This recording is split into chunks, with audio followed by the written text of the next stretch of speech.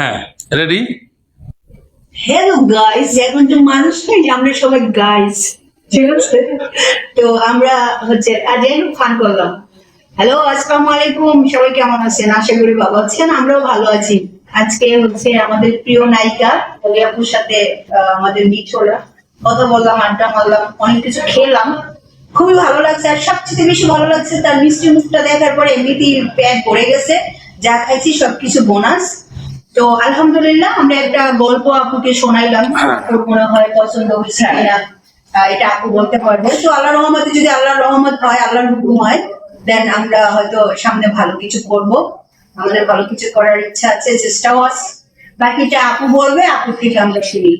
না, গল্পটা জি আপু। মিষ্টি, খুব সুন্দর একটি গল্প আমাকে শোনালো, ভালো লেগেছে। আমার মনে হয় 5 দিনে কাজ হয়ে যাবে। এখন ও হচ্ছে গল্পটা দেখে গেছে মনে। এখন হিরো যদি এরকম ভালো, এখন হিরো পায়নি, 4-5 জনের নামও সিলেক্ট করে রেখেছে, দেখা যাক কি হয়। আর এবার মোটামুটি আমার সাথে কথা গিয়েছে।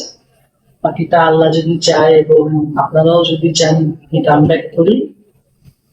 লেখাই দিবে পলি হ্যাঁ, মধুর মিলন, মধুর মিলন। এখন ছিল ফায়ার, এখন হবে মধুর মিলন।